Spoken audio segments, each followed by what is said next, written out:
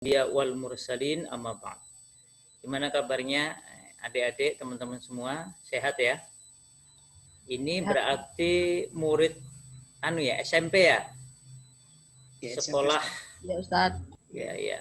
Sekolah menuju pemenang, sekolah meraih kebaikan. Alhamdulillah pada pagi hari ini kita bisa ketemu, bisa ngobrol bareng tentang satu buku yang saya tulis waktu masih jomblo. Tadi yang sudah ditunjukkan oleh beliau tadi, Ustadz kita tadi, itu bukunya ya, Bikin Belajar Selezat Coklat. Ayo, siapa yang udah punya? Belum pada punya? Wah, berarti ini sampai saking rajinnya bedah buku dulu itu sampai ini bukunya ini sampai hilang. Sampai dulu karena agak rajin bedah buku ini waktu belum COVID ya. Terus hampir tiap tahun ajaran baru, kemudian Ramadan itu dulu saya dengan Mas Denis penulis buku berdua. Dulu sampai awal-awal saya ingat banget awal-awal nulis buku ini kan saya pakai nama pena Fatan Fantastik, kemudian teman saya ini pakai nama aslinya. Namanya kan Dinda Denis. Maka ditulis waktu itu Fatan Fantastik, nah sini nih, terus bawahnya bukan Denis Dinamis tapi Dinda Denis. Sehingga sempat ada beberapa yang SMS atau WA ke saya waktu itu mengucapkan, waktu itu belum ada WA, SMS, mengucapkan selamat katanya. Saya sudah nikah sama Mbak Dinda, padahal Dinda Denis itu bukan nama gadis, itu nama lelaki tulen. Bahkan dia ahli outbound, ahli olahraga, ahli memanah. Namanya lengkapnya kan Mas Dinda Denis Prawita Sandi Putrantia. Karena waktu itu ayahandanya Prof. Edi Martono, guru besar UGM, waktu di tes USG itu mengatakan bahwa anak ini, kata dokternya yakin, ini pasti perempuan. Maka oleh keluarga Pak Edi Martono disiapkan nama Dinda. Tapi begitu lahir kok laki-laki ya sudah ditambah aja Putrantia. Jadi Dinda Denis Prawita Sandi Putrantia. Jadi menunjukkan bahwa dia ini laki-laki. Karena pernah waktu Mas Denis ini di SMA-nya di Jogja, itu begitu lagi ada presensi dipanggil satu-satu, itu gurunya itu begitu membaca Dinda Denis itu melihatnya ke deretan perempuan, ke deretan yang putri, yang akhwat. Lama kemudian tiba-tiba ada suara nyeletuk, "Pak, saya di sini, Pak." Ternyata di deretan laki-laki. Jadi memang nama itu selalu unik. Jadi kalau adik-adik punya nama, ketahui artinya, ketahui sejarahnya, itu pasti menarik. Sebagaimana nama saya itu juga pernah dipertanyakan waktu saya ngisi bedah buku di suatu kota, bukan di DIY. Waktu itu ada, mungkin seusia kalian waktu itu kayaknya ya, kalau nggak SMP, SMA gitu, ada yang tanya, saya mau tanya, Bang, waktu itu saya dipanggilnya Bang Fatan, saya mau tanya, kok orang tuanya Bang Fatan ini kreatif banget ngasih nama Fatan Fantastik. Dikiranya Fatan Fantastik itu pemberian langsung dari ibu dan bapak saya. Padahal bukan, itu nama pena. Karena saya ini waktu itu masih kuliah di psikologi UGM, sering ngisi pelatihan, lalu ada yang berkomentar, "Wah, Bang Fatan fantastik." Maksudnya ngisi trainingnya itu keren. Lalu saya punya ide, berarti itu saya jadi nama trainer saja. Jadi nama trainernya waktu itu Fatan Fantastik. Saya ingat waktu itu setelah pulang keliling dari Sumatera. Jadi ada kegiatan dengan teman-teman di daerah Sumatera. Pulang dari Sumatera itulah kemudian saya dapat, atau bukan dapat ya, dua-duanya lah, ada yang menyebut, kemudian saya pakai menjadi Fatan Fantastik. Nah, kalau ada yang tertarik ngasih nama anaknya besok Fatan Fantastik. Oke, jadi buku Bikin Belajar Selezat Coklat nih. Nah, teman-teman semua, saya tanya nih, nggak usah dijawab langsung tapi jujur nih. Namanya, bahasa kerennya ini self-assessment. Mari kita belajar mengeses atau menguji diri sendiri. Adik-adik ini, teman-teman ini suka belajar nggak? Ayo, jujur. Kalau ditanya di dalam dirinya, aku ini senang belajar nggak ya? Saya ini suka belajar nggak ya? Kira-kira jawabannya apa? Senang apa enggak? Saya ketika aktif sebagai trainer dari waktu itu karena di psikologi ya, banyak mengisi pelatihan, saya sendiri sangat menyukai buku-buku penelitian, buku-buku tentang pembelajaran, pendidikan, pelatihan, pengembangan diri, baik dari Islam langsung seperti buku-buku yang ditulis oleh para ulama maupun buku-buku pengembangan diri lainnya. Kemudian saya nyoba mencari mana yang lebih kokoh, mana yang lebih kuat. Waktu itu saya sering tanya sebelum nulis buku ini, adik-adik, teman-teman, senang belajar enggak? Dan jawaban yang saya terima kebanyakan enggak. Saya sempat kaget waktu itu ya. Maksud saya pernah mengalami kayak adik-adik ini. Bahkan waktu saya SMP itu saya mondok. Saya mondok dan gimana ya, kalau saya ditanya senang belajar enggak? Jawabannya itu ya senang. Saya ingat banget, ingat sekali ya. Kami di pondok itu sampai belajar itu sampai malam. Kemudian saya itu kan ada jadwal, kalau di pondok saya itu ada jam namanya jam istirahat siang. Jadi habis sholat zuhur itu jadwalnya makan, kemudian bebas sampai asar. Nanti asar sampai jam 20 dan 21 sudah ada kegiatan padat. Maka dikasih jeda namanya istirahat siang. Kalau pakai dalil itu diberi kesempatan untuk qailullah, istirahat siang, kalau bisa tidur. Nah, waktu itu ada para senior kami, saya usianya waktu itu masih kayak kalian ya, MTS, SMP. Itu senior kami tuh ngasih tawaran yang sangat menarik. Ayo, siapa yang mau ikut? Ini kami bikin program nih. Programnya adalah pendidikan tambahan di waktu istirahat siang. Terus waktu itu diajari jurnalistik, diajari bahasa Arab advance. Jadi bukan hanya bahasa Arab biasa, tapi bahasa Arab yang menggunakan i'rab atau menggunakan gaya bahasa yang mirip dengan Quran. Kemudian psikologi, bela diri, tetapi diadakan di waktu-waktu istirahat. Kalau bela diri waktu itu karena kami liburnya hari Jumat, itu di malam Jumat. Kemudian kalau yang psikologi, jurnalistik, bahasa Arab advance dan lain sebagainya itu dilakukan di waktu siang, waktu istirahat siang. Saya dan mungkin nggak banyak, sekitar 10 orang itu memutuskan ikut itu. Jadi anak MTS sudah belajar jadi wartawan jurnalistik, sudah belajar ilmu jiwa psikologi, sudah belajar membuat kosakata atau membuat kalimat dengan bahasa Arab ala Quran. Ya laitani kuntu turaba. Jadi kalau saya ngerasakan waktu itu ya capek, tetapi kenikmatannya itu kalau sampai sekarang nginget masa-masa itu ya, belajar siang, belajar sampai malam itu, rasanya belajar itu menyenangkan itu.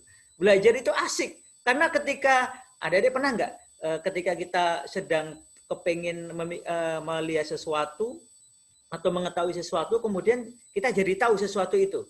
Bahasa kerennya orang psikologi namanya muncul insight. Jadi, oh iya nih, dapatlah kita jawabannya. Umpamanya, kita pengen tahu ada satu kata, dua kali disebut dalam Al-Quran, surat Al-Kahfi. Kan kita disunahkan membaca Al-Kahfi setiap Jumat. Nah, saya itu penasaran dengan kata di ayat 60 dan 62. Karena ayatnya itu kan li fatahu. 62 juga sama, li fatahu. Nama saya kan Fatan. Semua yang berkaitan dengan nama saya kan menarik buat saya. Fatan. Waktu saya di MTS itu saya nulis nama saya itu Fatan kan, nama saya kan Fatan. Lalu saya nulisnya fa, ta, lalu alif, kemudian nun. Jadi bacanya Fatanun. Karena saya menganggap nama saya Fatan. Jadi sama seperti alim, tulisannya alimun. Sama seperti apalagi mahir, mahirun. Maka saya menganggap nama saya Fatan, berarti tulisannya Fatanun. Lalu saya tulis. Itu kelas 1 itu. Pelajaran bahasa Arab. Itu masih awal-awal, saya masih belajar bahasa Arab awal. Lalu guru saya, namanya Ustadz Asa, itu datang. Terus tanya, mahadha? Ngelihat tulisan saya itu, nama saya itu, mahadha? Ini apa? Hadha ismi ya Ustadz. Ini nama saya Ustadz. Ismuk? Namamu? Hal ismuka Fatanun? Saya agak ragu-ragu, tapi ismi Fatan Ustadz. Nama saya Fatan. Ma makna Fatan? Terus saya bilang, kata bapak saya itu artinya adalah pemuda. Boy. Laisa hadza. Laisa kadzalik. Bukan ini berarti. Tulisannya bukan fatanun. Karena kalau fatanun, orang Arab biasanya pakai tasdid fatanun, itu artinya tukang fitnah, bukan pemuda. Saya langsung terkesan saat itu. Seingat saya pengalaman pertama saya sangat terkesan dengan bahasa Arab. Karena ternyata meskipun cara bacanya kita anggap sama, fatan, tetapi kalau nulisnya beda, itu maknanya jadi beda. Sebagaimana dalam bahasa Indonesia, fatan kadang maksudnya faton. Fatan tapi maksudnya fathan. Cuma kan nulisnya F-A-T-H-A-N. Dianggap bacanya fatan. Padahal kalau dalam bahasa Arab itu dibaca fathan atau faton. Kalau fatannya F-A-T-A-N, fatan. Maka semenjak itu bahasa Arab itu menjadi makin asik buat saya. Kenapa? Karena ternyata bahasa yang paling keren dalam berbagai penelitian memang bahasa Arab.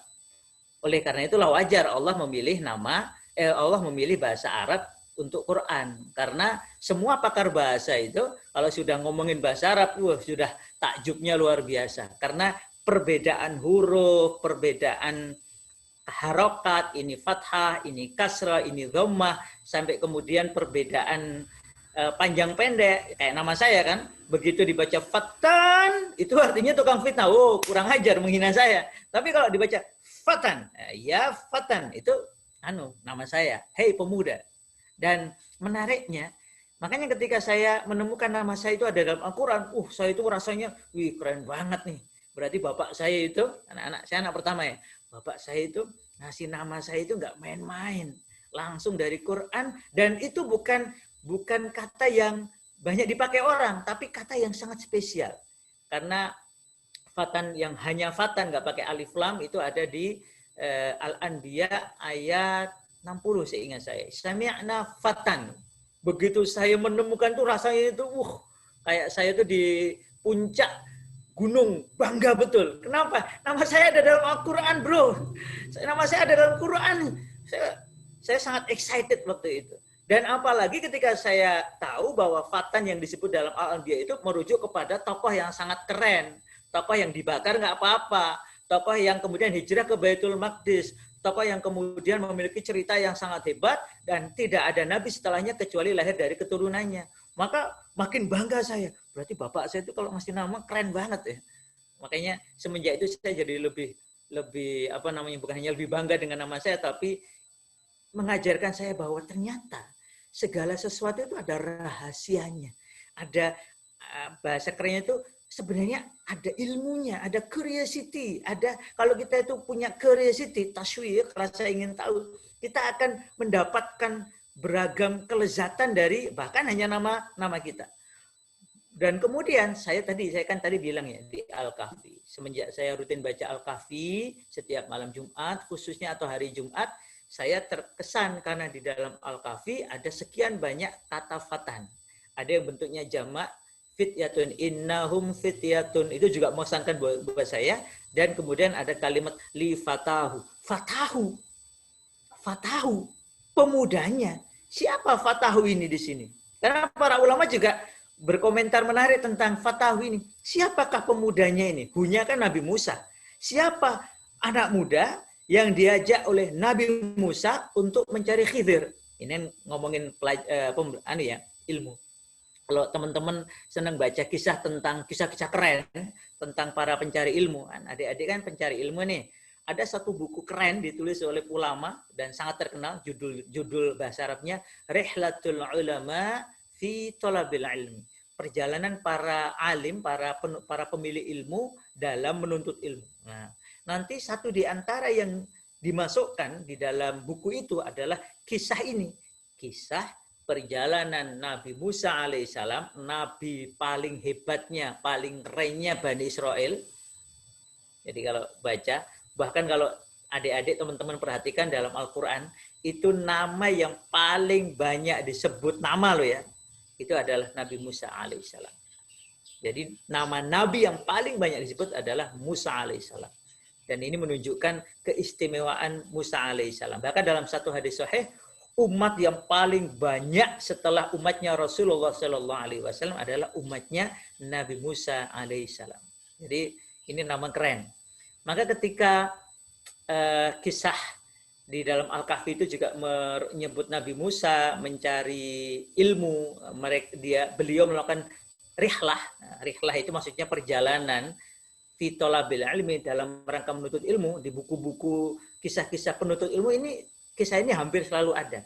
Kisah Nabi Musa, ada yang bilang berhari-hari, ada yang bilang berpekan-pekan, bahkan ada yang bilang makna aslinya itu beliau mengatakan kalau perlu bertahun-tahun, berabad-abad, aku akan tetap jalan sampai ketemu guru itu. Dan ini kata ulama menunjukkan keistimewaan satu ilmu, keistimewaan dua perjalanannya. Jadi adik-adik mau nuntut ilmu, mau berjalan menuntut ilmu, mau pergi menuntut ilmu itu jadi istimewa. Yang ketiga juga keutamaan pencari ilmu. Jadi kalian kok mau nyari ilmu, orangnya loh ya, ini orangnya. Ilmunya utama, ilmunya oke. Perjalanannya, usahanya untuk meraih ilmu oke. Orangnya yang nyari ilmu, itu juga keren. Maka ada satu hadis untuk memuji kalian-kalian yang nyari ilmu. Ad-dunya mal'unatun. Dunia ini semuanya dilaknat. Illa mu'allim wa muta'allim. Nanti dalam riwayat yang lain, wa dzikrullah. Kecuali siapa yang nggak dilaknat oleh dunia ini? Pencari ilmu, pemberi ilmu, dan zikir kepada Allah, mengingat Allah. Jadi istimewanya pencari ilmu itu juga tampak pada kisah Musa alaihissalam. Yang keempat tentu saja istimewanya keutamaan para pemberi ilmu, para guru-guru kita yang mau mengajarkan ilmu kepada kita. Mereka itu punya kedudukan istimewa. Selama ada orang yang mencari ilmu dan memberi ilmu kepada untuk Allah Ta'ala, semata untuk Allah Ta'ala, maka mereka ini tidak akan dilaknat. Mereka akan mendapatkan bahkan doa-doa dari semut-semut, ikan-ikan di semua tempat. Nah, maka kisah Musa ini kisah yang sangat penting untuk adik-adik, teman-teman ingat baik-baik. Selain bahwa Nabi Musa ini nama yang paling banyak disebut di dalam Al-Quran. Bagi saya sendiri, begitu ada kata lifatahu, selain tertarik dengan Musa, saya tertarik dengan Fatahin ini. Fakta ini kan kalau di kasroten kan jadi domaten itu menjadi fatan. Karena fatan itu kan fakta ya. Nama saya siapa ini kok pemudanya Musa? Karena fatan ini kata Buya Hamka itu bisa bermakna pemuda, bisa bermakna pembantu berusia muda. Teman-teman ingat ya, pembantu itu menjadi istimewa kalau dia membantu orang yang istimewa. Umpamanya presiden, maka kemudian ada orang yang membantu presiden. Pembantu presiden itu istimewa, namanya siapa? Menteri. Begitu pula dulu ada sultan, raja. Lalu pembantu sultan atau raja istimewa, namanya patih, namanya penasehat, namanya macam-macam. Maka ini pemuda istimewa. Kenapa? Karena menjadi pembantu orang paling istimewa di zaman itu, yaitu Musa alaihissalam yang sedang melakukan perjalanan istimewa. Karena perjalanan itu dilakukan Musa ini, ingat ya, Musa yang sedang melakukan perjalanan mencari Khidir, itu kata ulama, itu kedudukannya lebih tinggi daripada Khidirnya. Jadi kata para ulama, ini orang paling top, markotop saat itu namanya Musa alaihissalam. Lah kok beliau ini ketika ditanya, Musa, siapa yang paling berilmu? Maka Musa bilang, aku, anak. Allah mencela ini. Betul, secara zahir kata sebagian ulama, betul yang paling berilmu saat itu adalah Musa alaihissalam. Tetapi tidak boleh orang itu sombong atas ilmunya. Dia harus mengembalikan ilmu kepada Allah. Harusnya dia jawab Allahu a'lam dan semacamnya. Maka Musa kemudian diperintah, jangan begitu Musa, itu ada orang yang memiliki ilmu yang tidak kamu miliki. Ada yang menyebut namanya Khidir. Khidir ini ada yang bilang nama, ada yang bilang gelar, karena memang beliau ditemukan di daerah yang banyak ijo-ijonya. Makanya saya belakangnya ijo nih. Sengaja ini biar ingat, teman-teman ingat ijo itu, ingat satu dianya, ingat ilmu, ingat Khidir. Khidir itu disebut Khidir dari kata khadra karena kehijauan. Ada yang bilang bajunya kehijauan, ada yang bilang beliau ditemukan oleh Musa alaihissalam karena di sekitarnya itu hijau. Bahkan ada yang mengatakan kalau ada satu tempat gersang, disentuh atau didekati oleh Khidir dengan izin Allah Ta'ala, tempat itu menjadi menghijau. Sama seperti kena angin. Ini mungkin isyarat ya, isyarat bahwa sama seperti orang, karena Rasul mengatakan ilmu itu teman-teman kayak air hujan. Ada yang kemudian menjadi tanah yang subur, dia nerima air hujan, kemudian dengan air hujan itu dia menumbuhkan banyak pepohonan, ada ainabun, nakhlun, dan seterusnya. Ada juga yang seperti ini, seperti apa namanya, bak gede. Bak gede dia menampung air, sehingga karena bisa menampung air dia tidak bisa menumbuhkan tanaman, tetapi orang bisa mengambil air dari penampungannya. Tapi jangan seperti batu gede bulat tapi nggak punya apa-apa, sehingga kalau air hujan datang mengenainya hilang. Kenapa kok hilang? Ya karena dia nggak bisa menyerap dan nggak bisa menyimpan. Na'udzubillah min dzalik. Nah, maka ada yang mengisyaratkan Khidir itu ya mirip-mirip air hujan. Kalau dia datang jadi hijau sekitarnya. Maka perjalanan Musa mencari Khidir itu menjadi perjalanan yang sangat penting dalam menuntut ilmu. Karena ada seorang nabi yang kedudukannya luar biasa mulia, masih diminta belajar. Dan Musa alaihissalam nggak malu. Oke, saya belajar. Dan kemudian beliau belajar lagi. Dan kisahnya kemudian Allah Ta'ala ceritakan secara khusus di surat Al-Kahfi yang kita dianjurkan membaca setiap malam Jumat. Oh, enggak istimewa apa padahal. Padahal malam Jumat itu adalah hari terbaik dalam sepekan. Jadi seakan-akan gini, teman-teman. Kalau kamu pengen jadi sayyidul, kalau kamu pengen jadi pemimpin, menjadi majikan, menjadi orang paling keren, kamu harus terus-menerus belajar, bahkan meskipun kamu itu sudah tinggi kedudukannya seperti Musa alaihissalam, sudah jadi pemimpin kaumnya, sudah jadi orang top markotop. Bahkan kalau Musa enggak hanya top markotop, nabi terbaik, umatnya banyak, bahkan tongkat bisa jadi ular di tangannya, bisa belah lautan, kemudian ini tangan dimasukkan ke kelek, kemudian keleknya bukan bau tapi malah bersinar-sinar. Masya Allah, ini saja tetap suruh belajar. Ini menunjukkan ilmu itu tidak pernah kecuali memuliakan pemiliknya. Ini teman-teman sekarang belajar via online. Ini kalau teman-teman perhatikan, yang belajar via online kayak gini nih, dengan yang tidak mau belajar, karena lagi pandemi lah, saya kan jadi males. Beda.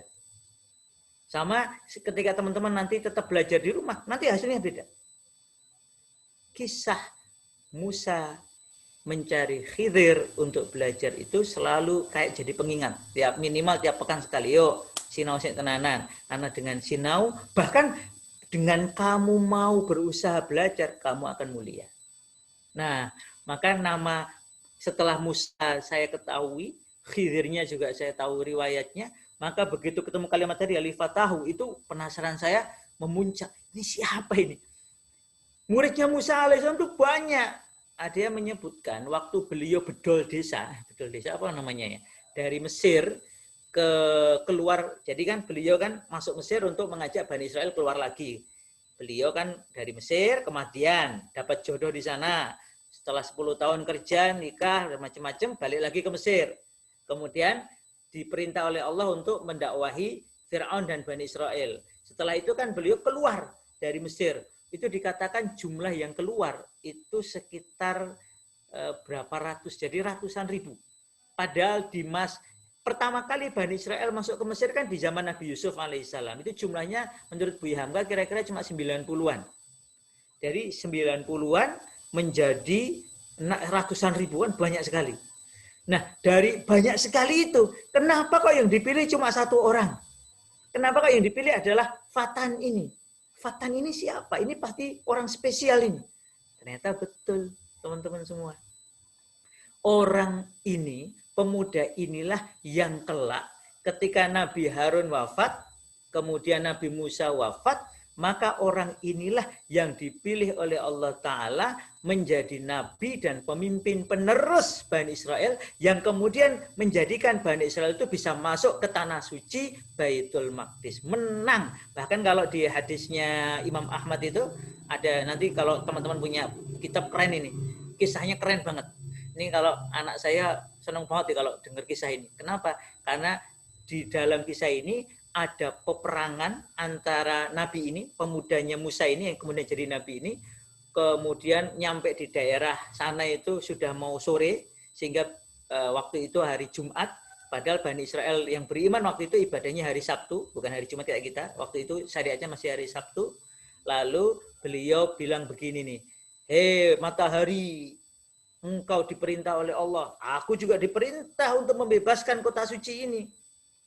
Lalu beliau berdoa, ya Allah, tahanlah sejenak matahari. Kata Rasul, tidak pernah matahari berhenti beredar kecuali untuk Nabi. Keren banget, kan?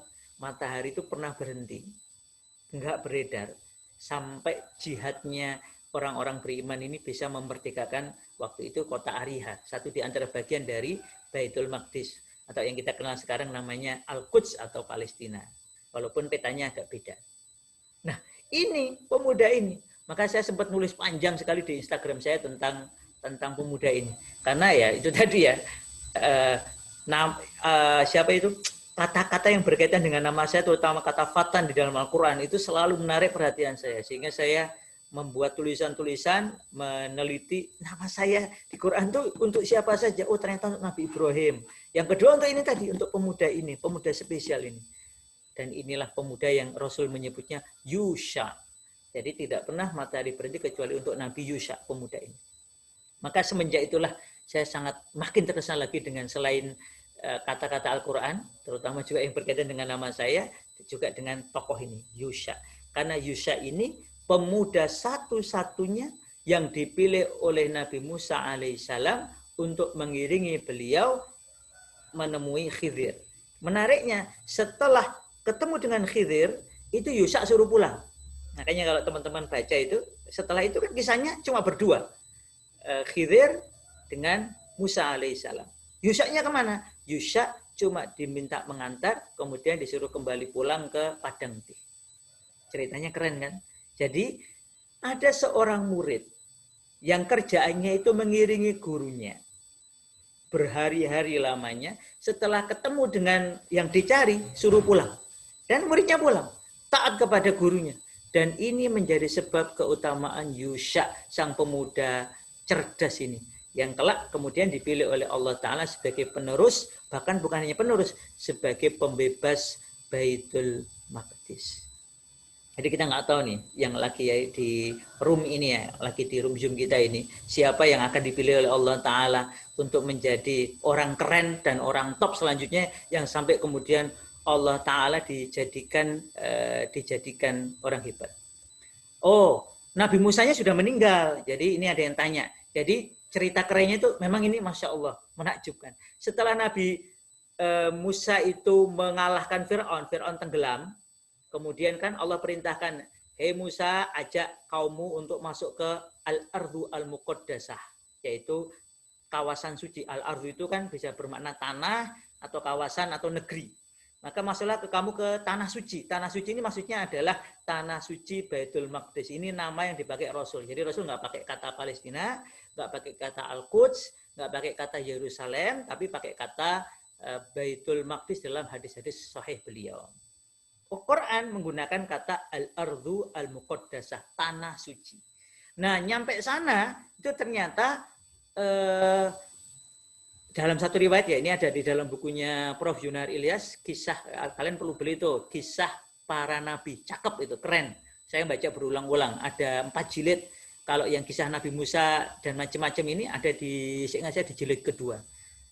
Nah, di jilid kedua itu diceritakan Nabi Musa ini sampai sana ngikuti perintah Nabi. Ini orang cerdas. Ini teman-teman kalau kita ini sinau belajar, itu kita punya banyak bekal untuk, kalau bahasa kerennya itu, kalau kita ini kita ini banyak belajar, itu kita jadi punya banyak senjata. Pisau punya, parang ada, kapak bisa, pistol oke, bom oke, drone bisa, tank ada, helikopter oke, macam-macam bisa. Kenapa? Karena belajar. Maka dulu kan B.J. Habibie, presiden kita yang ketiga ya, itu cita-citanya kan Indonesia ini harus menguasai banyak hal. Pesawat oke, tank bisa, kapal bisa, maksudnya bisa bikin sendiri, bukan beli ya. Kalau sekarang kan kita beli. Padahal dulu pesawat kita bisa bikin. Saya pernah, pesawat kan ada IPTN ya, PTDI, kemudian ada, saya juga pernah ke pabriknya kereta api, Inka di Madiun ada. Lalu kita tuh punya pabrik tank, kita punya pabrik apalagi, mobil dulu ada, walaupun sebagian masih diimpor waktu itu. Tapi itu normal, kalau orang itu mau menguasai sesuatu, dia harus belajar kepada ahlinya.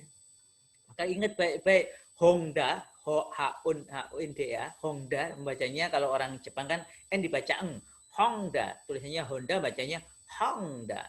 Itu dulu ya belajar ke Amerika. Siapa yang paling keren saat ini? Oh, kalau masalah motor sana ke General Motors. Oke, berangkat. Sebelum itu ada orang lain lagi yang kemudian mendirikan Toyota. Nah, Toyota itu dulu juga sama, anak-anak muda kayak kalian, saya mau Jepang ini bisa bikin mobil yang paling keren mana? Di Amerika. Oke, kita berangkat ke Amerika.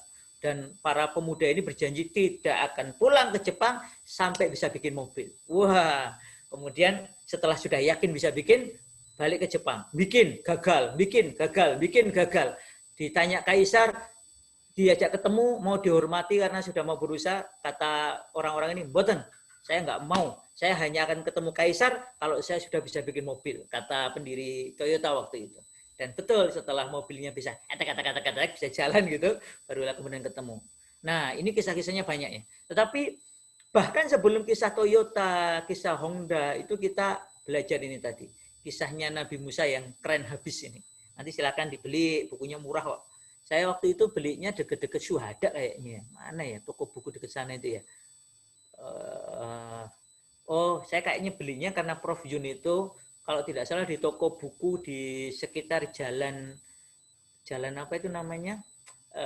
Kalau dari titik 0 ke barat itu jalan apa namanya ya?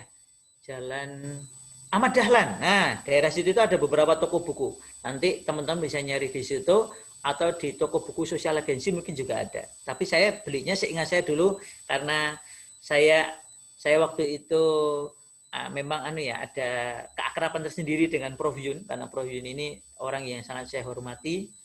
Kemudian Pak D saya juga teman baiknya Prof Yun, sehingga kadang saya kalau ada kegiatan saya mendekat mengikuti kajian beliau. Nah, waktu itu seingat saya setelah ada acara di daerah sana, wah saya harus nyari bukunya Prof Yun nih, katanya beliau punya buku-buku kisah para nabi, kan asik tuh. Dan saya beli, saking semangatnya itu, ada jilid 3 itu saya belinya 2. Saking semangatnya, anak saya kemarin komentar, ini Abah ini kok beli buku sama atau Bah? Oh iya, saking senengnya, saking semangat, sehingga lupa kalau sudah beli lagi. Nah, di situ diceritakan begini. Ini kisah penting untuk para murid-murid kayak kita ini. Karena ini menjadi sebab mengapa Nabi Musa alaihissalam itu menjadi nabi yang sangat utama dan sangat penting. Ya, bahwa itu ketetapan Allah jelas ya. Tetapi Nabi Musa ini pinter ya. Kalau pinter ya karena memang Allah beri ilmu ya. Namanya pintar di dalam Islam itu karena Allah memberi ilmu, membukakan ilmu bagi Musa alaihissalam. Ada banyak hal yang tidak dipahami oleh orang, Musa memahami. Bahkan Musa itu nggak main-main, Musa itu langsung diajak ngomong sama Allah. Teman-teman, kan ada orang yang mamanya gini, ada tokoh terkenal, siapa namanya, yang lagi ngetren sekarang mamanya siapa? Ustadz Abdul Somad namanya, atau Gus Baha, atau Ustadz Khalid Basalamah, atau siapa lagi sebut yang lagi ngehit di online, namanya Ustadz Abdul Somad. Kan orang bisa mendengar beliau melalui online, ya bisa ya. Tapi beda nggak rasanya ketemu dan ngobrol langsung dengan Ustadz Abdul Somad dengan hanya mendengar via online? Oh beda. Iya, dengar online bisa. Tapi saya, alhamdulillah, saya itu ya pernah ketika beliau ke Jogja, beliau ada acara kemana gitu, waktu itu ke Museum Diponegoro. Wah cocok nih. Jadi dari Joko Karyan, karena saya kenal panitia, langsung saya ke museum dulu. Ke museum sebelum tim Joko Karyan datang sama Ustadz Abdul Somad. Lalu saya beli buku tentang Diponegoro, beli 2 seingat saya waktu itu. Dan saya begitu datang, beliau mau baru masuk karena saya kenal panitianya ya. Terus saya bilang, "Assalamualaikum, ahlan wa sahlan Ustaz." Terus saya berikan bukunya. Oh, kan spesial. Jadi saya pernah langsung ngobrol dengan beliau. Ya kalau cuma foto-foto mah biasa ya. Tapi ngobrol, bahkan pernah ikut kelas hadisnya beliau, karena beliau memiliki beberapa jalur sanad hadis yang saya ikut belajar Waktu itu di Jakarta karena ada undangan khusus dari teman-teman Jakarta. Nah, kan beda rasanya. Sama seperti ketika saya ketemu Prof Yun. Waktu itu beliau mau ngisi di Masjid Gede Kauman. Saya, wah ini Prof Yun ini orang top. Beliau kan kalau dari jalur ilmunya kan keren habis. Profesornya juga di bidang ulumul Quran. Maka saya datang sama teman-teman, kemudian saya tahu waktu itu saya kemudian karena kajian belum mulai, saya masuk ke masjid.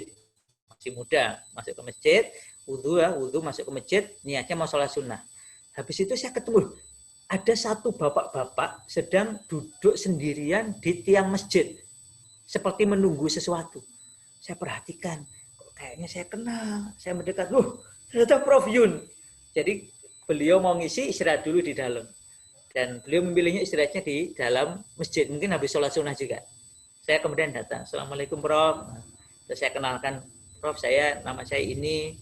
Saya ponakannya. Saya langsung to the point karena saya yakin beliau kenal Pak D saya. Prof saya ponakannya ini. Langsung, ini ya, kamu Pak Demu ini ya. Terus kami ngobrol akrab. Sehingga saya dengan fasilitas kenal itulah kemudian kalau ketemu di bandara, waktu itu sempat ketemu di Jakarta beberapa kali karena ada agenda yang sebenarnya beda ya, cuma pas bareng penerbangannya aja sama-sama naik pesawat ini atau ketemu di bandara terus kami ngobrol. Asik. Jadi beda rasanya. Walaupun saya dengar langsung beliau-beliau itu via kajian, tapi kalau ketemu langsung beda. Paham ya? Nah, Musa alaihissalam itu dapat keistimewaan kalau ada nabi-nabi itu cuma melalui Jibril, melalui ini. Itu enggak. Allah panggil langsung. Yang pertama Allah panggil ke lembah tua. Musa, kemari, lepas sandalmu. Ini adalah lembah yang suci dan seterusnya. Jadi Musa alaihissalam itu sebagian wahyu beliau dapatkan langsung dari Allah Ta'ala. Nah, jika kecerdasannya memang harus diakui di atas rata-rata. Apalagi kemudian beliau dapat kitab Taurat, kitab utama orang-orang beriman di masa itu. Ya sekarang kitab Tauratnya kita yakin sudah dicampur aduk atau sudah dikurang-kurangi ya. Allah sudah memastikan bahwa kitab terbaik setelah Taurat sudah nggak berlaku, Injil nggak berlaku adalah Al-Quran yang kita pegang. Yang itu dijaga sampai akhir zaman. Jadi Musa itu mendapatkan ilmu langsung dari Allah atau melalui perantaraan malaikat yang diperintah oleh Allah Ta'ala. Karena semua nabi mendapatkan wahyu melalui malaikat Jibril alaihissalam. Nah, ini kisah menariknya. Teman-teman nanti pokoknya kalau baca kisah Nabi Musa yang benar itu cakepnya luar biasa. Musa alaihissalam kan sudah menang. Ini singkat cerita ini ya. Karena cerita sebelum Mesir itu panjang, asik, menarik, keren. Cuma kita kan pengen kisah mencari ilmunya ini. Setelah beliau lolos dan kemudian ke Padang Tih, itu dalam satu riwayat Prof Yun ceritakan, kan kabilahnya Bani Israel itu ada 12. Ada 12. 12 ini adalah berasal dari anak turun Nabi Yakub alaihissalam. Nabi Yakub itu anaknya 12. Yang paling utama adalah Nabi Yusuf alaihissalam. Nah, dari 12 kabilah yang dari anak turun Nabi Yakub inilah lahir keluarga besar Bani Israel. Di zaman Nabi Musa alaihissalam, maka kabilahnya ya 12 ini tadi. Maka dalam riwayatnya Prof Yun itu dipanggili, ayo perwakilan kabilah sini. Pilih siapa pemuda-pemuda yang kalian percaya dari masing-masing kabilah. Oke, dipilih 12 pemuda pilihan. Ayo maju.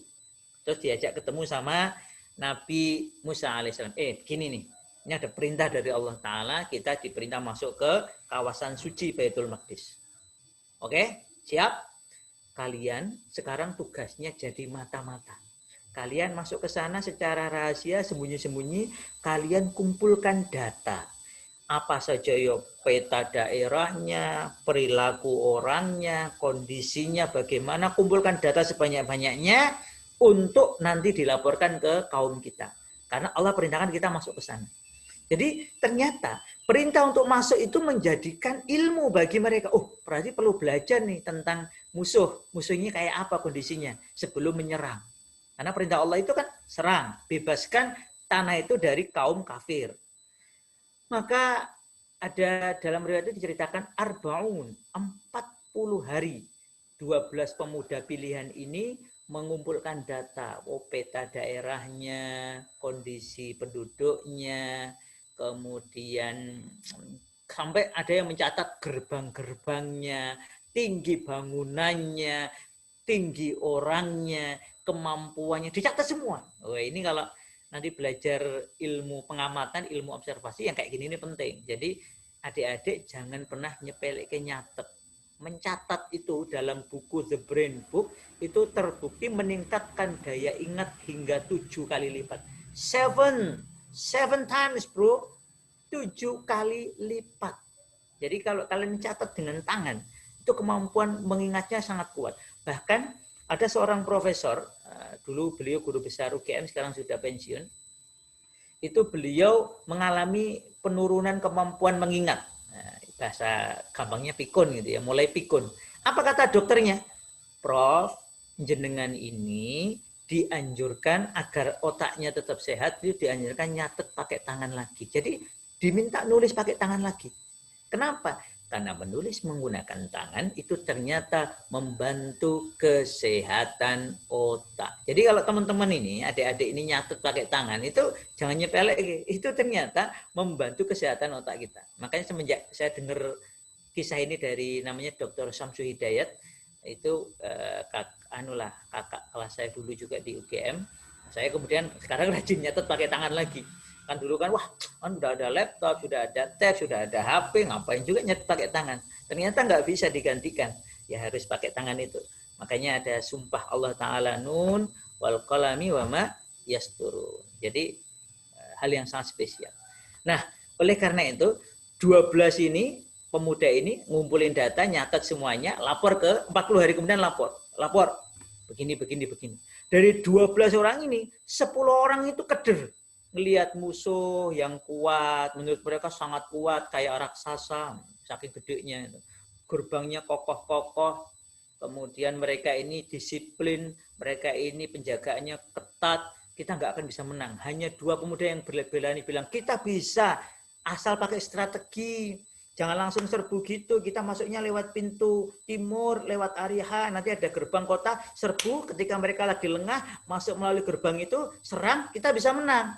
Nama pemuda ini, kata para ulama, pemuda tadi ini, Yusha dan temannya, Kalib. Nah, 2 pemuda ini saja yang berani bilang, kita pasti menang. Yang 10 nggak berani.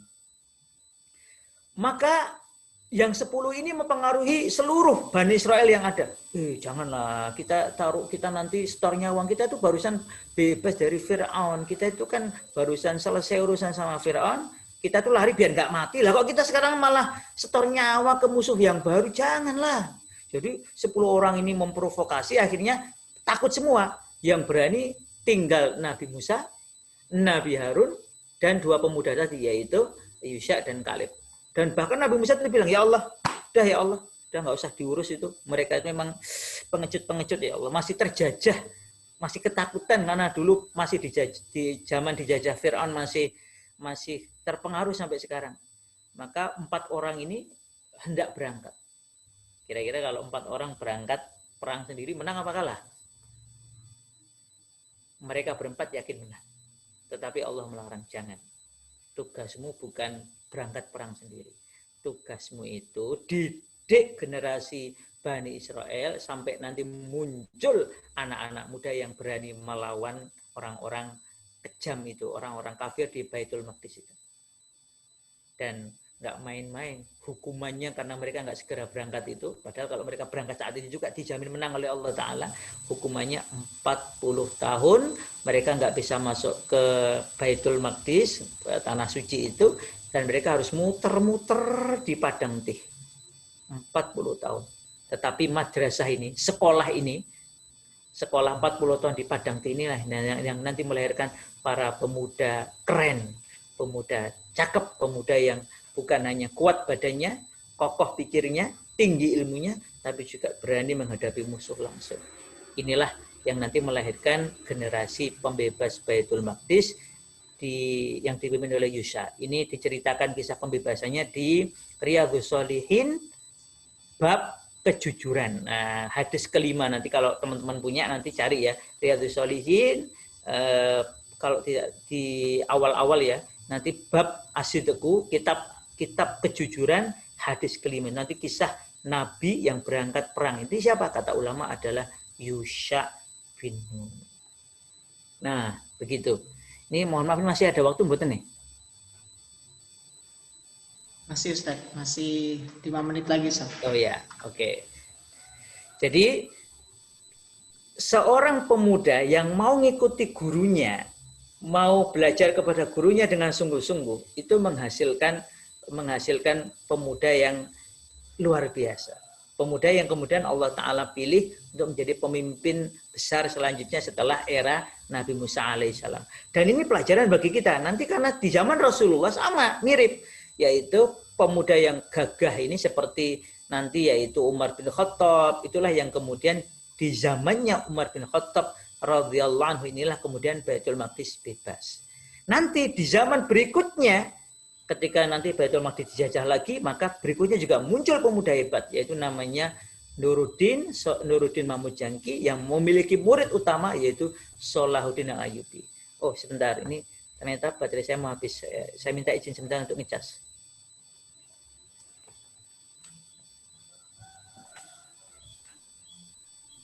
Disiapkan ya pertanyaannya ya. Nanti bisa lewat kolom chat, langsung diketik sekarang, atau nanti langsung ditanyakan. Bisa.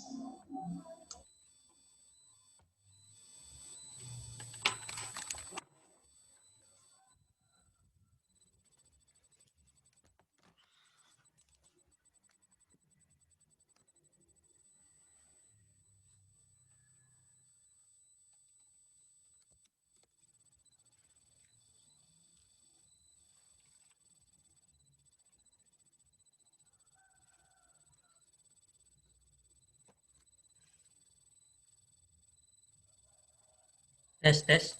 Apakah suara saya masuk? Ya. Nah, maaf ya. Wah, ini pasti ada tulisannya apa itu?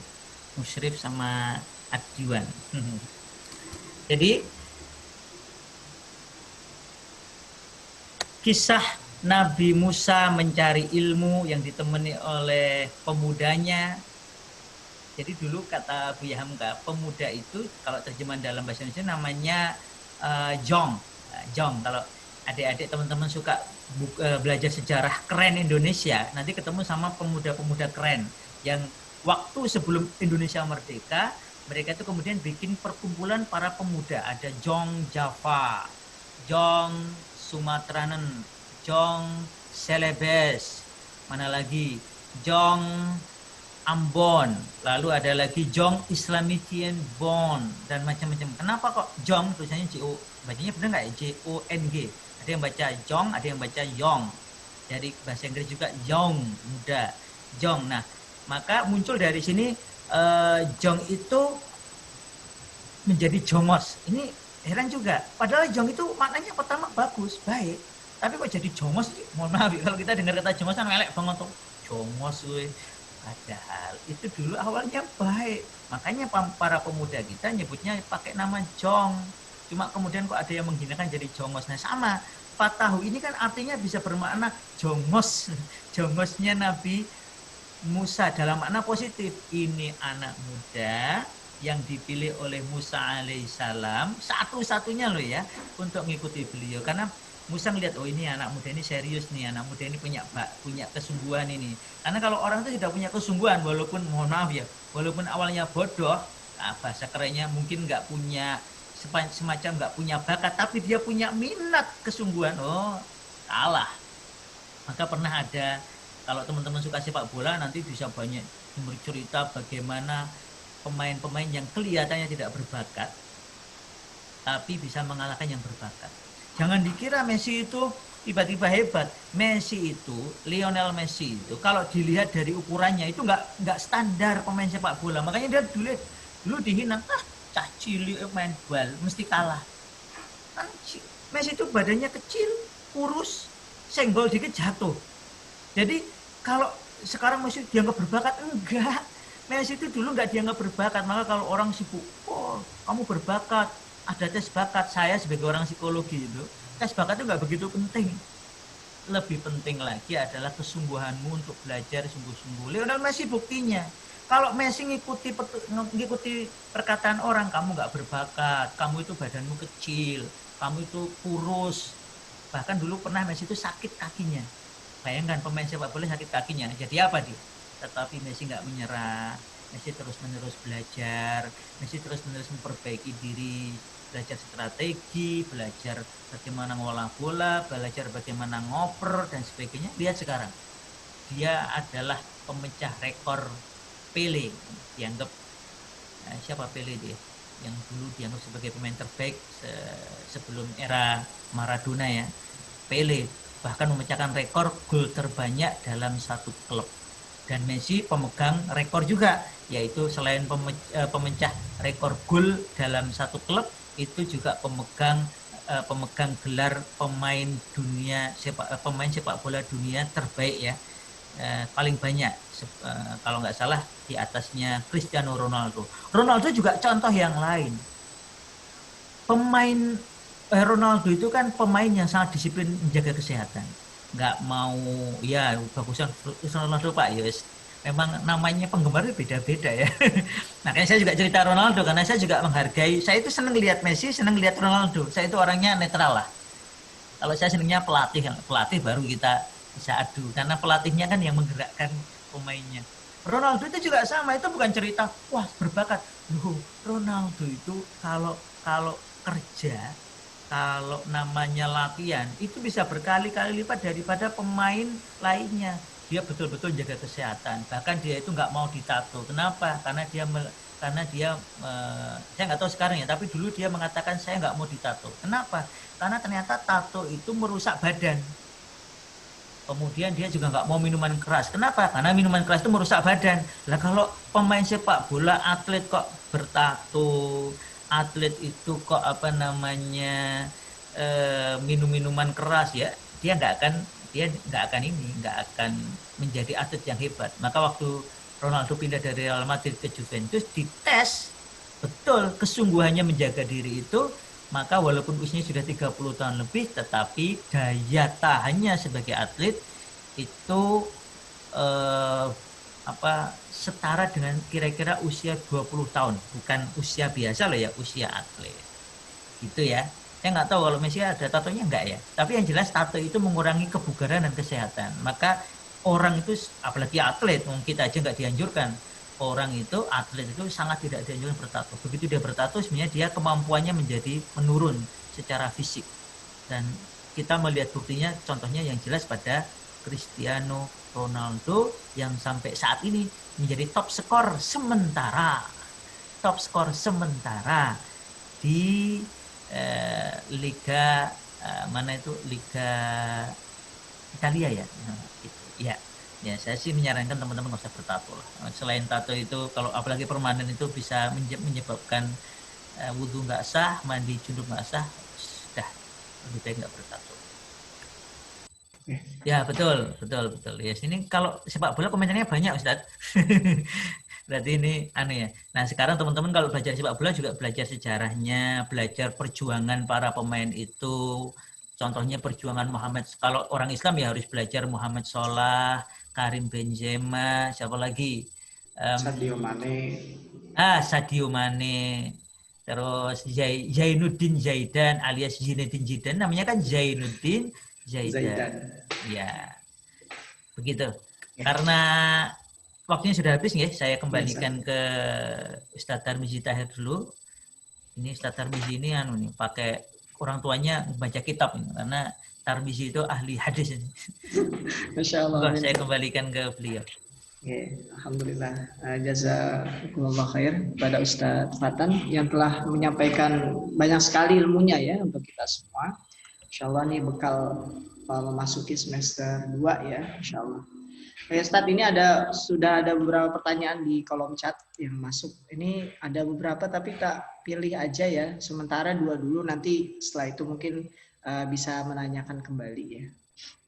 Ini pertanyaan pertama. Yusya itu siapa Ustadz? Beliau itu nabi ataukah orang biasa? Dan beliau menjadi hebat apakah karena dia diutus menjadi nabi atau karena beliau dekat dengan Nabi Musa? Itu yang pertama. Terus yang kedua, ini Ustadz sekalian yang kedua. Ini agak unik. Ustadz, bagaimana caranya suka dengan pelajaran matematika seperti makan coklat? Karena kalau saya rasa belajar matematika seperti makan pare di somai. Bukan makan coklat. Bukan pare di sini masih enak ya. Oke, siap. Oke. Yusak bin Nun itu siapa? Yusak bin Nun itu adalah pemuda yang disebut dalam Al-Quran tadi, ayat 60, ayat 62, Fatahu. Berarti dia adalah muridnya Nabi Musa alaihissalam, termasuk dari Bani Israel yang beriman.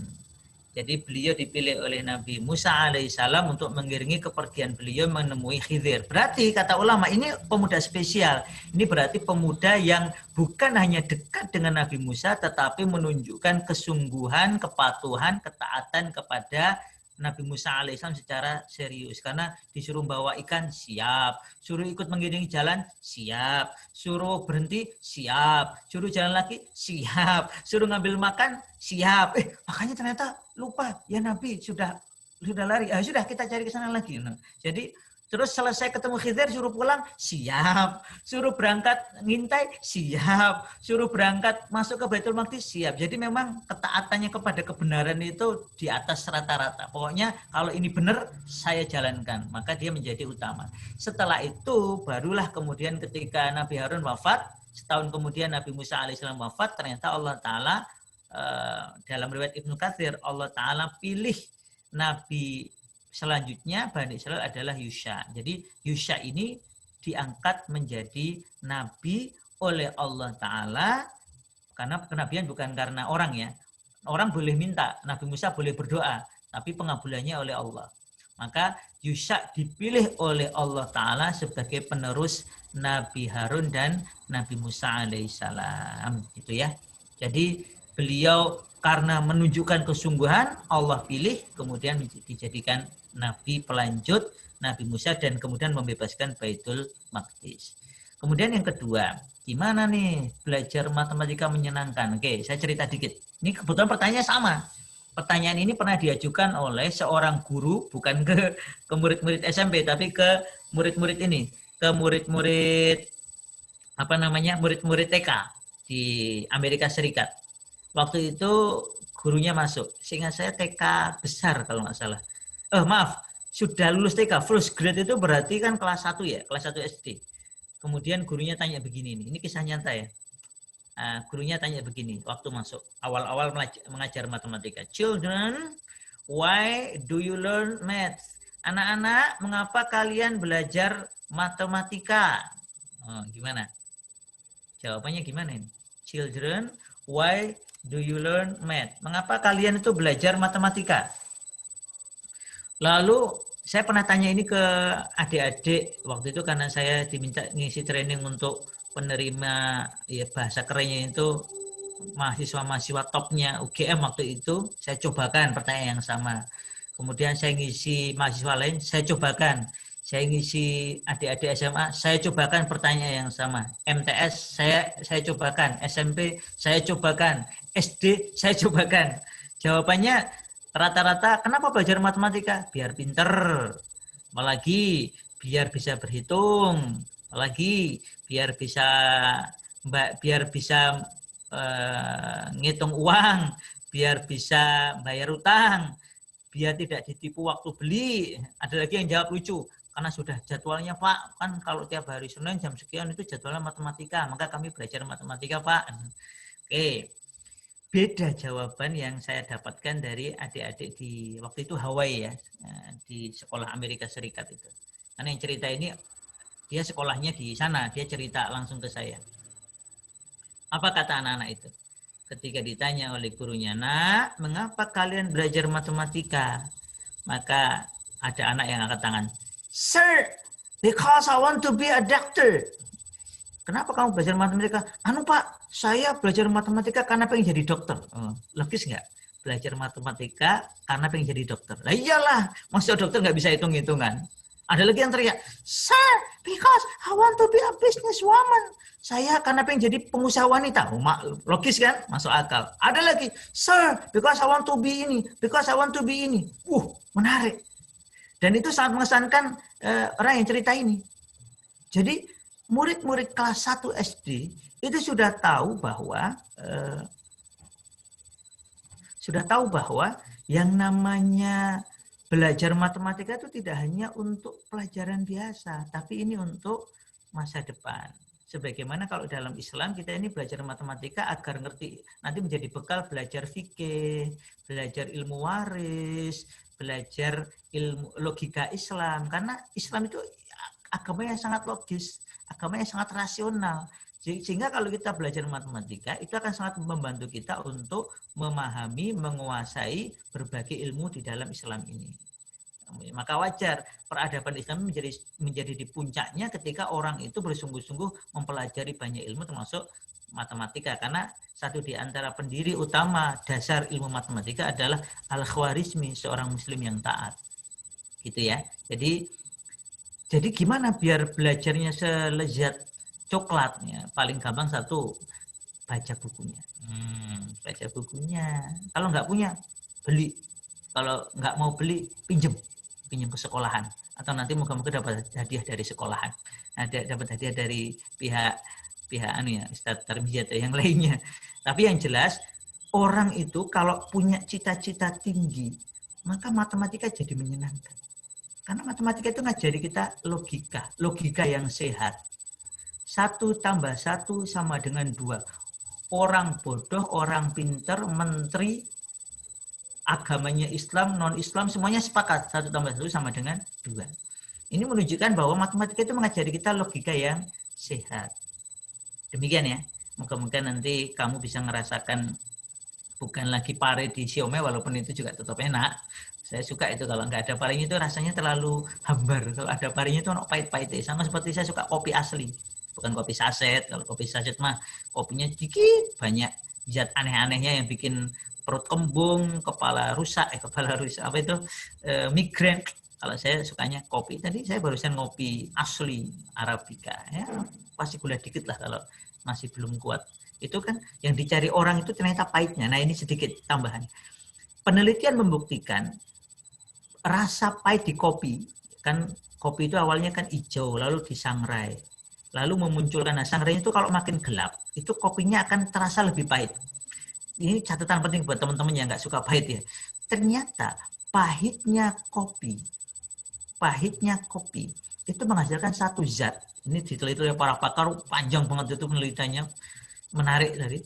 Itu dikatakan bahwa zat di dalam kopi yang bikin pahit ini ternyata bagus untuk kesehatan otak. Sehingga ketika kopi itu disangrai lebih gelap, jangan gosong tapi ya, sebelum gosong gelap itu ya, kan semakin gelap, semakin dark, gelap, itu rasa pahitnya lebih banyak. Dan rasa pahit yang dihasilkan dari zat hasil disangrai inilah yang memang pahitnya lebih banyak ini sangat bagus untuk menjaga kesehatan otak, biar otak nggak pikun. Wah ini yang suka kopi pahit cocok, asal kopi asli ya bro ya. Kemudian antioksidannya sangat tinggi. Kemudian kalau nggak pakai gula itu bisa untuk anti diabetes dan lain sebagainya. Saya punya buku penelitiannya teman-teman Postikoka itu memang menganjurkan. Artinya begini, ada saatnya belajar itu terasa pahit, tetapi jangan berhenti belajar. Karena nanti kamu akan mendapatkan hal yang karena kamu ini ya, bahasa kerennya itu mastering your mood. Kamu yang menguasai moodmu, jangan kamu dikuasai moodmu. Kalau lagi pengen belajar. Kalau lagi nggak pengen. Itu berarti kamu budaknya mood. You are the slave of your mood. Maka ada seorang dokter, namanya Dr. Joyce Brother, menulis buku tentang mastering your mood. Kamu itu kuasai suasana hatimu, jangan kamu jadi budaknya suasana hatimu. Kalau belajar, ya belajar. Ada saatnya nggak suka. Ya kayak kopi ada pahitnya. Loh, mohon maaf, siapa yang bilang coklat itu manis? Saya itu makan coklat asli. Coklat itu ada rasa pahitnya dan ada kecutnya. Oh, mertua saya itu petani kakao, petani coklat. Jadi coklat itu awalnya nggak enak. Bahkan awalnya itu kalau pas nggak mateng itu ya agak pahit-pahit gimana? Ya ada manisnya, ada asamnya, ada pahitnya. Dan ternyata itulah yang menjadikan coklat itu juga bergizi tinggi. Cuma kadang orang itu apa namanya cuma ngerti coklat itu manis, itu sudah dicampur gula, Bro. Sudah dicampur gula, Mbak-mbak. Jadi rasa pahit itu ternyata terutama di coklat, kemudian di kopi, dan juga saya yakin di mana tadi di pare, itu ternyata bagus untuk kesehatan kita. Selama ya mungkin nggak banyak-banyak ya. Nah, begitu. Dan untuk kopi sangat dianjurkan yang asli diminum 3-5 hari karena itu obat pikun, kemudian menyehatkan otak. Bagi teman-teman yang senang belajar cocok untuk minum kopi asli. Begitu. Allah alam syarif. Monggo silahkan. Ini ada lagi Ustadz ya pertanyaan. Ini kebetulan banyak sekali tapi saya pilihin aja. Ustadz mau bertanya, apakah ada kemungkinan berubahnya keyakinan seseorang setelah ia mendapatkan ilmu? Ini Masya Allah, ini pertanyaannya seperti itu. Lalu yang kedua, karena ini kajian juga bersama dengan Ustadz Usadah, jadi bersama guru SMP Timnas Syuhada, ada salah satu asatidz ini bertanya, kalau dari sudut pandang pengajar atau pendidik, langkah sederhana yang bisa menarik minat murid-murid mau belajar dengan senang dan ceria bagaimana? Mohon nasihatnya. Oke, Ustadz. Saya jawab yang kedua dulu ya. Yang pertama saya agak lupa dari, mohon maaf. Oke. Yang kedua dulu, dari sudut pandang yang mengajar ya. Karena sebenarnya adik-adik yang SMP ini juga bisa latihan ngajar TPA, ngajar adiknya di rumah. Saya punya anak pertama itu kan usianya SMP, itu juga sudah diajari untuk ngajari adiknya. Apalagi usia di pandemi kayak gini kan ini teman-teman yang usia SMP ini bisa amal soleh tuh, ngajari anak-anak tetangga, ngajari adik sendiri, gede pahalanya, sedikit usahanya gede pahalanya. Nah, gimana caranya? Yang pertama adalah menanamkan rasa cinta. Bahasa kerennya itu ya khursul hub. Jadi menanamkan hub, cinta kepada belajar. Lebih penting mana? Senang membaca atau suka membaca? Kadang kita ini ketipu. Ya penting dua-duanya. Iya betul penting dua-duanya. Tapi lebih penting mana? Senang membaca atau suka membaca? Senang belajar atau suka belajar? Maka tugas kita itu betul lebih penting senang. Maka tugas kita itu menanamkan rasa cinta, rasa senang kepada kebaikan itu. Bukan tiba-tiba umpamanya anak harus umpamanya hafalan, target hafalan, harus hafal, begini-begini. Ya anak mungkin hafal, tapi benci, bahaya itu. Tapi beda kalau anak itu senang dulu dengan Quran, senang dulu dengan buku. Saya berusaha anak-anak saya itu tidak ditarget membaca, tapi dibuat senang membaca. Sehingga anak-anak itu menjadi sangat senang kalau lihat huruf. Ini huruf apa, Bah? A. Ini huruf apa? C. Kalau A sama B jadi bacanya gimana? Itu dia akan senang dengan sendirinya, padahal usianya masih kecil. Kenapa? Karena yang ditanamkan adalah rasa suka. Gimana menanamkan rasa suka itu? Yang pertama, melihat orang suka. Suatu kali, ini saya ngisi ini adik-adik, saya cerita agak nih, karena ini kisah yang paling asik itu waktu saya ngisi di UGM.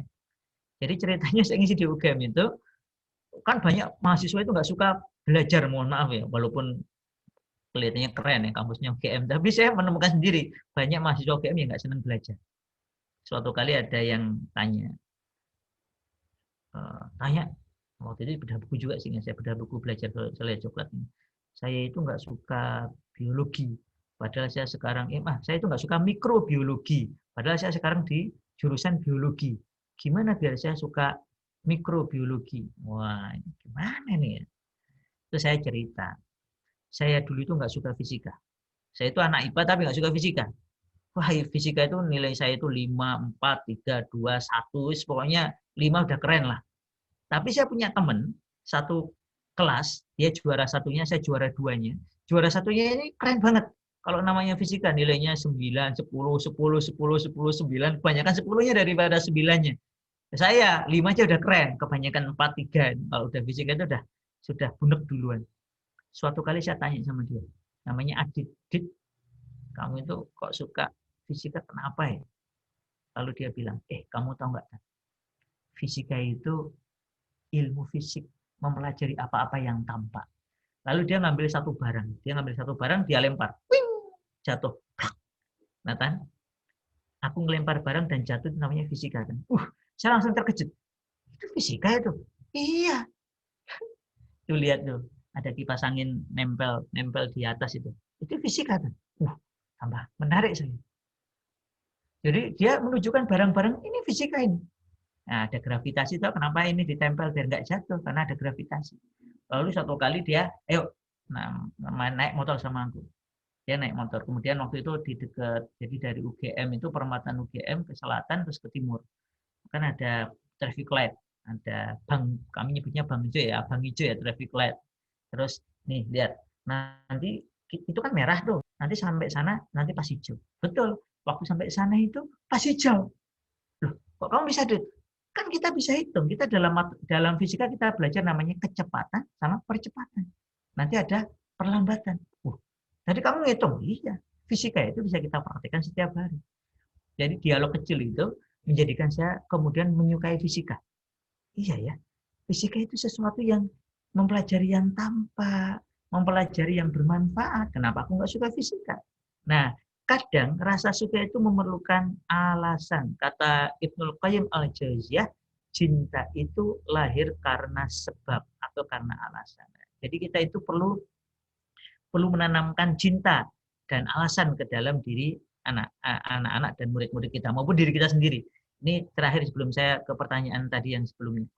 Anak saya yang ketiga itu masih usia berapa ya sekarang? 6 tahunan.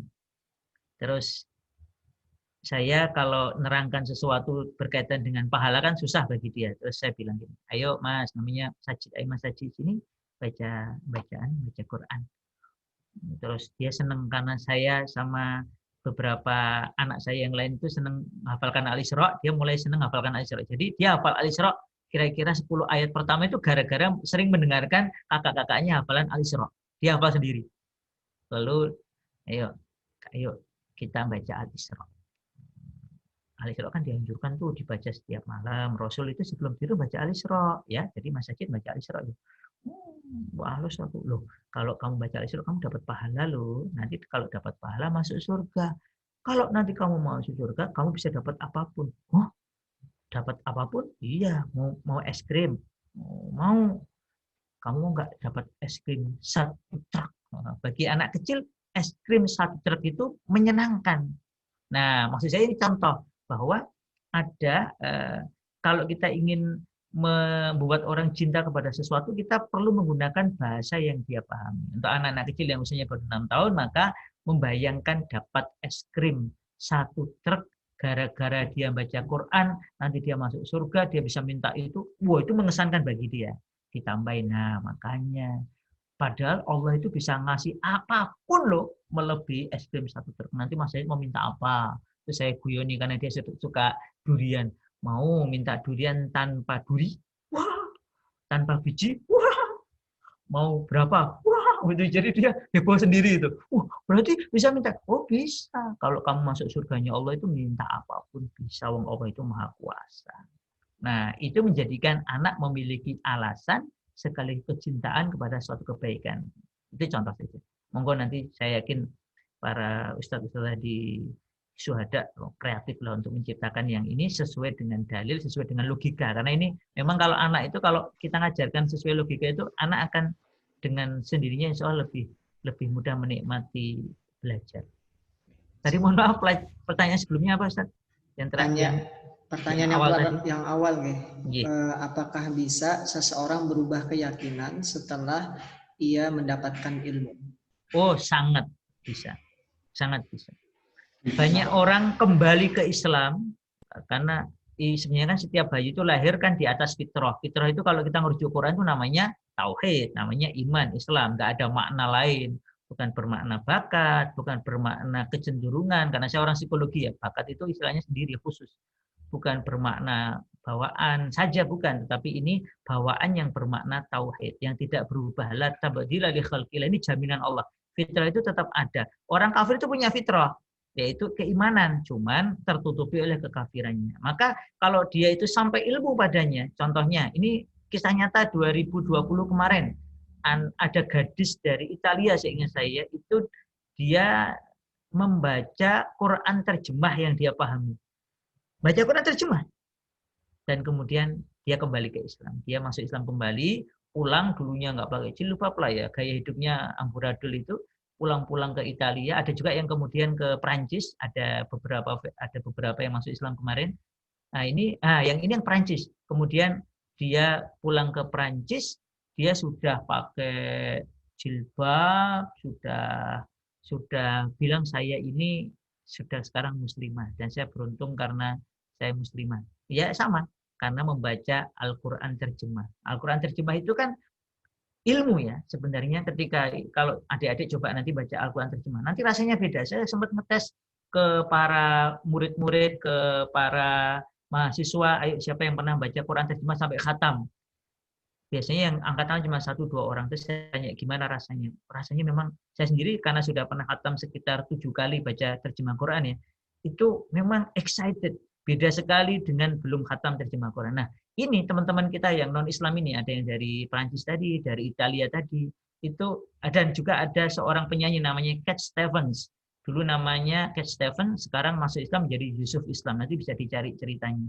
Itu juga sama, Cat Stevens atau Yusuf Islam ini masuk Islam kembali ke fitrah gitu.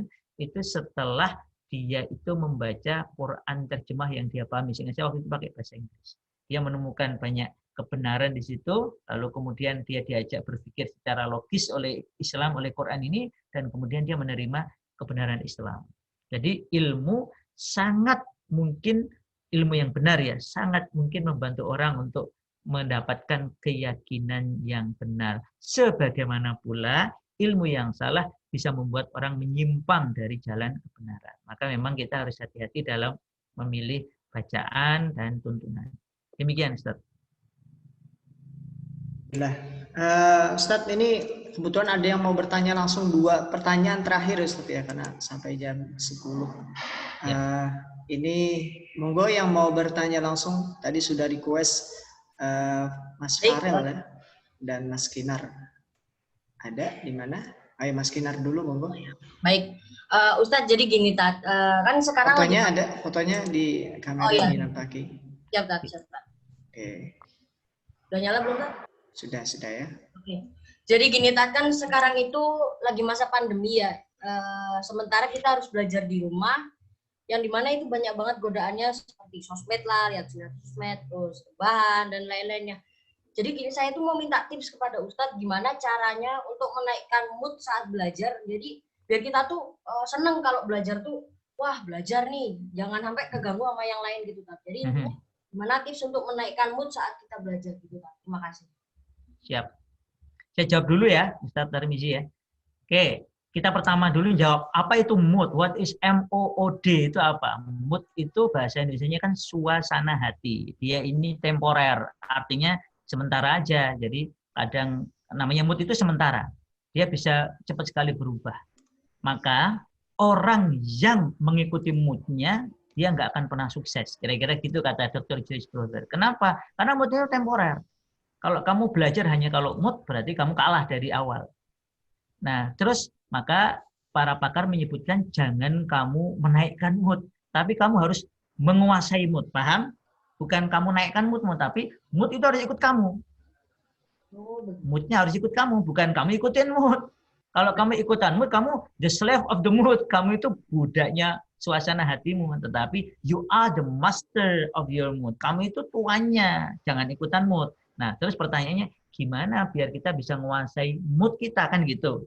Pertama, kamu harus tentukan targetmu. Ini yang sederhana ya. Ada banyak cara, tapi saya mencoba membuat yang sederhana. Pertama, kamu tentukan targetmu itu apa. Kalau bisa target yang tinggi. Namanya target yang tinggi itu, kamu pilih surga apa neraka? Surga. Oke, berarti kamu pilih target surga. Kamu pengen masuk surga melalui jalan apa? Pengen jadi apa? Saya pengen jadi pengusaha. Pengen jadi ini, maka kamu jadilah pengusaha untuk meraih surga. Kamu pengen jadi presiden untuk meraih surga. Kamu jadi ini untuk meraih surga. Karena ada satu kutipan menarik dari Umar bin Abdul Aziz. Aku ini, waktu itu bilang sama temennya, aku ini orang yang penuh ambisi, penuh cita-cita. Aku dulu pengen jadi gubernur, Allah kabulkan. Aku pengen jadi khalifah, Allah kabulkan. Maka punya cita-cita yang lebih tinggi dari itu semua, yaitu jannah. Semoga juga Allah kabulkan. Nah ini isyarat kepada kita kalau punya cita-cita itu jangan hanya dunia. Kamu cita-cita yang tinggi dong. Dapat bidadari 72, dapat surga yang tertinggi Firdaus al-A'la. Setelah itu kamu, nah untuk meraih surga yang paling tinggi itu, what should I have, what should I do gitu ya. Apa yang seharusnya aku lakukan? Oh, aku pengen jadi ini. Nah, cita-cita dunia untuk meraih cita-cita akhirat. Setelah itu kamu punya cita-cita dunia, kamu sekarang bikin jadwal harian untuk mewujudkan cita-citamu. Contohnya tadi ada anak-anak kelas 1 karena pengen jadi dokter yang sukses, pengen jadi pengusaha yang sukses, maka belajar matematika. Jadi belajar matematika agar jadi dokter yang sukses, belajar pengusaha yang sukses. Kalau bagi Islam untuk masuk jannah. Nah, oleh karena itu aku akan mengatur jadwalku belajar matematika. Aku akan atur waktuku untuk belajar matematika. Setelah itu bikin jadwal. Kamu bikin jadwal belajarmu jam berapa sampai jam berapa. Ini jadwal yang tidak bisa diganggu gugat. Kalau kamu sampai melanggarnya, maka satu, kamu harus menggantinya di waktu yang lain. Dan yang kedua, kalau perlu kamu memberi dalam tanda kutip hukuman untuk dirimu sendiri. Wah, aku ngelanggar nih. Ada seorang cerita, kalau saya ngelanggar jadwal saya sendiri, saya puasa. Awalnya itu, akhirnya karena dia banyak ngelanggar, wah, puasanya kok puasa sunnah jadi tumpuk-tumpuk ini. Sampai 5 hari, sampai 7 hari. Lama-lama dia berat. Tapi begitu dia merasa berat, tapi dia istiqomah. Ini janjiku, aku harus sungguh-sungguh. Karena sukses, gagal, aku termasuk yang harus paling ikhtiar, paling menentukan. Maka kemudian, dia mulai berkurang. Dan akhirnya, alhamdulillah, dia cerita sekarang hampir tidak pernah lagi dia melanggar janji dan jadwalnya itu. Nah, jadi kamu kuasai moodmu ya. Berikutnya kalau dalam Islam kamu berdoa. Kamu doa kepada Allah agar diberi kekuatan untuk menetapi jadwal yang sudah kamu putuskan tadi. Doanya banyak ya. Contohnya Allahumma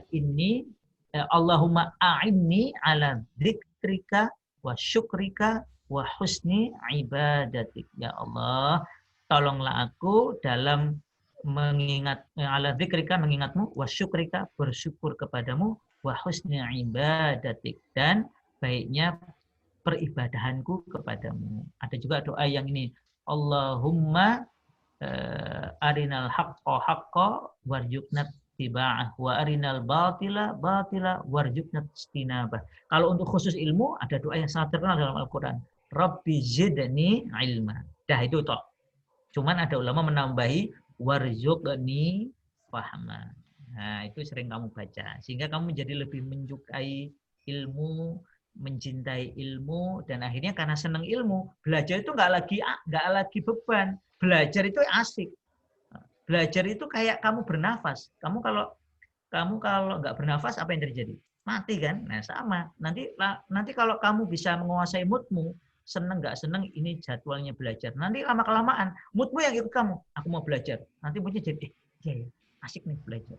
Sama nanti kalau saya ketemu sama beberapa orang itu kalau ngelihat buku itu sudah bawaannya itu kayak orang lapar. Bahkan kalau disuruh milih makan apa lihat buku, dia senang lihat buku. Saya sendiri alhamdulillah ngalami kayak gitu ya. Jadi daripada makan lebih baik melihat buku. Baru kalau sudah pas melihat buku baru makan. Kenapa? Karena rasa lapar itu kalah dengan lapar makanan, itu kalah dengan lapar buku. Nah, itu kan memerlukan ikhtiar agar kita menguasai mood kita. Itu ya. Selamat berjuang, luruskan niatmu, cita-cita yang tinggi, bikin jadwal, tetapi jadwal itu, dan kemudian berdoa kepada Allah agar diberi kekuatan. Gitu. Ya. Terakhir mungkin Mas Farel sudah siap? Tidak ada, Mas Farel sudah hadir belum? Oke, tidak ada ya. Oke, kalau tidak ada, mungkin kita sudah cukupkan sesi kajian motivasi ya, lebih ke motivasi yang pada hari ini yang alhamdulillah sudah disampaikan banyak sekali oleh Ustadz. Semoga ini bisa memberikan semacam sibgoh gitu ya, dan menjadi celupan baru untuk kita, khususnya para anak-anak. Semoga bisa lebih bersemangat. Mungkin Ustaz, closing statement Ustaz, atau mungkin bisa menyemangati anak-anak ini menyambut semester genap gitu biar lebih semangat. Ustaz. Ya. Closing statement. Ya. Jadi suka belajar itu hasil ikhtiar, bukan tiba-tiba ya teman-teman ya, semuanya. Enggak, ya bahkan mungkin mohon maaf ini, para gurunya juga belum tentu semuanya suka belajar ya Ustaz Tarmi ya. Saya juga menyukai belajar itu perlu ikhtiar. Sampai sekarang pun juga kadang rasa malas itu muncul, tapi kalau sudah ingat ya cita-cita, ingat keutamaannya, oh orang belajar itu dimuliakan oleh Allah, orang belajar itu tidak dilaknat, orang belajar itu didoakan oleh ikan-ikan di lautan, semut-semut, semuanya mendoakan kita. Jadi kalau lihat semut itu ingat, oh itu doain orang belajar tuh. Lihat ikan ingat, itu ikan tuh mendoakan orang belajar. Maka kalau sudah ingat kayak gitu tuh tumbuh lagi rasa senang belajarnya. Jadi belajar itu karena ikhtiar, teman-teman semua, adik-adik semua. Memang ini tantangannya di pandemi itu adalah ya ini bagaimana kita mengalahkan mood kita, menguasai mood kita untuk kemudian betul-betul senang belajar. Nah, moga-moga nanti kalau ada yang baca buku bikin belajar lihat coba promosi nih, atau buku-buku lain nggak harus hanya itu, banyak buku yang menarik juga yang lain. Saya sendiri punya mungkin hampir 15-20 buku tentang belajar yang saya kadang kalau lagi kangen gitu saya baca buku itu. Saya buka-buka lagi cerita tadi kayak cerita Musa mencari Khidir, cerita Jabir bin Abdullah sebulan mencari hadis, cerita Imam Syafi'i belajar saking miskinnya harus nulis di tulang belulangnya, kayak jadi nyemangati kita. Ini orang-orang keren-keren kayak gini ini sampai bercapek-capek belajar, kita ini sudah ada laptop, ada macam-macam, tapi kok masuk belajarnya kurang giat. Gitu. Semoga sukses buat adik-adik semua, teman-teman semua, terus-menerus luruskan niat, karena kalau kamu belajar karena Allah itu kamu capek-capek, semuanya pahala. Kamu online dapat pahala, kamu buka buku nggak ada yang lihat dapat pahala, kamu nyatet nggak ada yang lihat dapat pahala, kamu dengerin guru nggak ada yang tahu, kan online ini kan bisa dimatikan ya. Pura-pura dengerin juga bisa, tapi kalau kamu dengerin sungguh-sungguh, malaikat nyatet dapat pahala. Pokoknya kalau belajar itu karena Allah, cakep dah, semuanya dapat pahala. Besok moga-moga kita menghadap Allah dalam kondisi alhamdulillah kita ini sudah dapat pahala yang bertumpuk-tumpuk karena kesempatan kita belajar di waktu pandemi. Demikian, semoga bermanfaat. Mohon maaf atas segala kekurangan. Terima kasih atas segala perhatiannya. Saya kembalikan ke Ustaz Darmi. Oke, alhamdulillahirrahmanirrahim. Demikianlah ya acara kajian penguat iman pada kesempatan kali ini. Insya Allah kita akan bertemu kembali di bulan depan, gitu ya, di awal bulan depan di bulan Februari, insya Allah dengan tema-tema yang nanti teman-teman adik-adik bisa merequest, gitu ya, tema apa yang kira-kira dibutuhkan. Oke, baik, seperti itu. Sekali lagi kami ucapkan jazakumullah khair pada anak-anak dan kepada Ustadz Fatan fantastik. Semoga menjadi keberkahan bagi kita semua. Kita cukupkan dengan alhamdulillahirabbil alamin. Subhanakallahumma wa bihamdika asyhadu an la ilaha illa anta astaghfiruka wa atubu ilaik. Untuk anak-anakku jangan lupa presensi akhir ya, presensi akhir karena untuk presensi pembelajaran pada hari ini. Kita cukupkan. Afanikum Allahumma afiq ila aqwamit thoriq. Assalamualaikum warahmatullahi wabarakatuh.